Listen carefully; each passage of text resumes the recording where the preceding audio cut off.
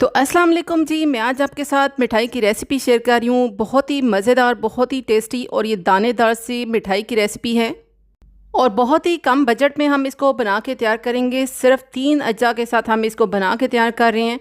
बहुत ही आसान सी रेसिपी है, बहुत ही जल्दी बन जाने वाली रेसिपी है। आप किसी भी स्पेशल इवेंट पे भी इसको बना सकते हैं। आप इसको बना के ऐसे मिठाई के तौर पे भी सर्व कर सकते हैं और एक बाउल में जैसे हलवा खाया जाता है, आप इस तरह भी इसको सर्व कर सकते हैं। दोनों तरह से जैसे आपको पसंद हो आप इसको सर्व कर सकते हैं। रेसिपी अच्छी लगे तो वीडियो को लाइक, चैनल को सब्सक्राइब कीजिएगा। तो मैं यहाँ पे थोड़े थोड़े से ड्राई फ्रूट्स ले रही हूँ जिसमें काजू, बादाम और या अखरोट हैं। लेकिन ये रेसिपी आप टोटली इन ड्राई फ्रूट्स के बगैर भी बना के तैयार कर सकते हैं। ये सिर्फ गार्निश करने के लिए और थोड़े मैं इसमें ऐड करूँगी। लेकिन आप देख सकते हैं कि मैं थोड़ा थोड़ा सा इनको ऐसे कट कर रही हूँ। इनको ग्राइंड करके या पाउडर फॉर्म में बिल्कुल भी ऐड नहीं करना है। इनको ऐसे थोड़ा सा मोटा मोटा दरदरा सा कुटना है। तो आप देख सकते हैं कि मोटा मोटा सा मैंने इनको कट कर लिया है। इसके अलावा भी अगर ड्राई फ्रूट्स आप कोई ऐड करना चाहें तो आप वो भी ऐड कर सकते हैं। तो यहाँ पे मैं दूध ले रही हूँ, फ्रेश मिल्क है, फुल फैट ये क्रीम वाला मिल्क मैं यूज़ कर रही हूँ। और मैं इस रेसिपी के लिए 1.5 किलो दूध का इस्तेमाल कर रही हूँ। और अब दूध अच्छी तरह बॉयल हो चुका है, 1 से 2 उबाल इसमें आ चुके हैं। यहाँ पे अब थोड़ा थोड़ा करके मैं लेमन जूस ऐड करूँगी। तो फ़िलहाल मैं इसमें सिर्फ 1 ही चम्मच ऐड कर रही हूँ। इसी तरह थोड़ा थोड़ा करके ऐड करना है, एक ही बार हम इसमें लेमन जूस ऐड नहीं करेंगे। तो आपने देखा है कि यहाँ पे 1 चम्मच मैंने इसमें लेमन जूस ऐड किया है। इसको थोड़ी देर हिला के तो इसके बाद फिर से मैं 1 चम्मच लेमन जूस ऐड कर दूँगी। इसी तरह करते हुए 3-4 बार हमने इसमें लेमन जूस ऐड करना है। अगर हम इसमें एक ही बार लेमन जूस ऐड कर देंगे तो इस तरह ये छेना बन जाएगा, दूध अलग हो जाएगा और पानी बिल्कुल अलग। दूध को हमने फाड़ना नहीं है, इसलिए थोड़े थोड़े से गैप के साथ हम इसमें लेमन जूस ऐड कर चुके हैं। आप देख सकते हैं 2 बार लेमन जूस को ऐड करने से कैसे इसमें फिटकरियाँ सी बन रही हैं। लेकिन दूध को बिल्कुल भी हमने फाड़ना नहीं है। इस चीज़ में एहतियात करनी है कि दूध अगर फट जाएगा तो बिल्कुल भी हमारी मिठाई वैसे नहीं बनेगी जैसे कि हमने इसे दानेदार सा बनाना है। तो 1.5 किलो दूध में तकरीबन 3 से 3.5 बड़े खाने के चम्मच ही यहाँ पे लेमन जूस ऐड होगा। और लेमन जूस के ऐड करने से आप देख सकते हैं यहाँ पे हमारी बहुत ही बेहतरीन सी इसकी कंसिस्टेंसी बन चुकी है। और हमने इसको साथ साथ बहुत ही अच्छी तरह पका लिया है और इसको हमने मीडियम टू हाई फ्लेम पे ही पकाना है। तो ये देखिए, अब मैं लास्ट टाइम इसमें लेमन जूस ऐड कर रही हूँ, इसके बाद मैं इसमें लेमन जूस ऐड नहीं करूँगी। अगर मैंने लेमन जूस और इसमें ऐड किया तो बिल्कुल ये ख़राब हो जाएगा, दूध फट जाएगा। तो मैंने इसकी यही कंसिस्टेंसी रखनी है, इसको फाड़ना नहीं है। इसके बाद इसको अच्छी तरह हमने पका लिया है। इसमें मैं ऐड कर रही हूँ इलायची पाउडर। आपके पास इलायची है साबुत तो वो भी डाल सकते हैं। हाफ़ कप के बराबर मैंने इसमें ऐड किया है milk powder, dry milk powder add किया है, full fat milk powder add किया है। और मैंने इसमें हाफ़ कप के बराबर चीनी ऐड की है। चीनी आप अपने टेस्ट के हिसाब से ज़्यादा भी रख सकते हैं, लेकिन मैंने इसमें चीनी का कम ही इस्तेमाल किया है।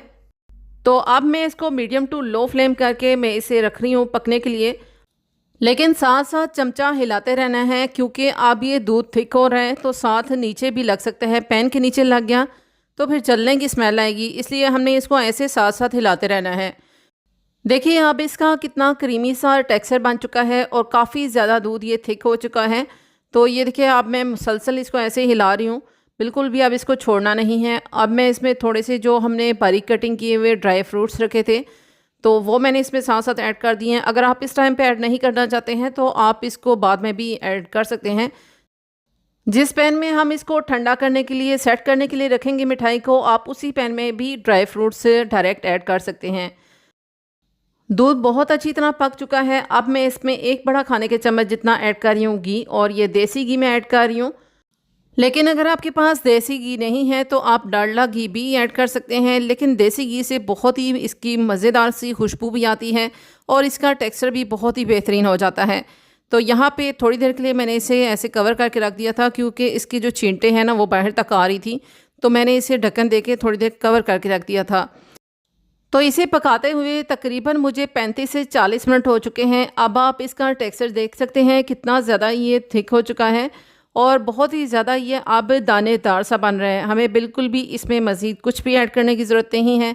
तो इसी तरह पकाते पकाते इसका कलर भी साथ साथ चेंज हो रहा है और साथ साथ ये बहुत ही दानेदार सा भी हलवा बन के तैयार हो रहा है। लेकिन इस टाइम पे भी आपने फ्लेम को हाई नहीं रखना। अगर आप मीडियम फ्लेम पे पका रहे हैं तो आपने साथ साथ इसको ऐसे हिलाते जाना है। अगर मीडियम टू हाई फ्लेम पे रखेंगे तो बहुत ही जल्दी इसका कलर चेंज हो जाएगा। फिर इस तरह ये दानेदार सा नहीं बनेगा और कहीं से ये इसका कलर डार्क और कहीं से इसका कलर लाइट होगा। तो यहाँ पे हाफ़ टी स्पून में इसमें मज़ीद देसी घी ऐड कर रही हूँ। मुझे पकाते हुए थोड़ा सा ये जो हलवा है ड्राई ड्राई लग रहा था, इसमें मैंने थोड़ा सा देसी घी को और ऐड किया है। लेकिन अगर आपको ऐसा फील नहीं हो रहा, ये हलवा वैसे ही आपको ऑयली लग रहा है, तो आपने इसमें घी का इस्तेमाल नहीं करना। लेकिन जैसा कि आप देख सकते हैं कि काफ़ी ज़्यादा ये ड्राई लग रहा था, तो इसमें हाफ़ टी स्पून ही मैंने देसी घी और ऐड किया है। तो ऑयल का बिल्कुल इस्तेमाल नहीं करना है। अगर आपने ऐड किया है तो सिर्फ देसी घी ही ऐड कीजिएगा। तो आप देख सकते हैं बहुत ही बेहतरीन हमारा हलवा बन के तैयार हो चुका है। अब यहाँ पे थोड़े से ड्राई फ्रूट्स मैंने एक टिफ़िन में रखे थे। ये कांच का टिफ़िन है, शीशे का बाउल है, इसमें मैं सेट करने के लिए इसे रख रही हूँ। और गरम गरम हलवा ही हमने इसमें सेट करने के लिए रखना है। और मैंने इसमें बटर पेपर भी रख दिया था, लेकिन जब ये सेट हो गया तो मुझे फ़ील हुआ कि यहाँ पे बटर पेपर की बिल्कुल भी ज़रूरत नहीं थी। 5 से 6 घंटे के लिए मैंने इसी तरह इसी बाउल में इसे रूम टेम्परेचर पे ही रख दिया था। अब 6 घंटे के बाद मैं इसे निकाल रही हूँ इस बाउल में से। यकीन मानिए बहुत ही टेस्टी, बहुत ही मज़ेदार सा ये हलवा बन के तैयार हुआ है। और हम ये हलवा स्पेशली पाकिस्तान से कोई आता है तो उससे मंगवाते हैं।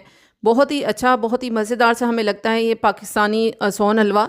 तो इस बार मैंने ख़ुद ट्राई किया है और यकीन करिए इतना मज़ेदार, इतना टेस्टी बना है कि नेक्स्ट टाइम मैं इसे घर में ही बनाना पसंद करूँगी।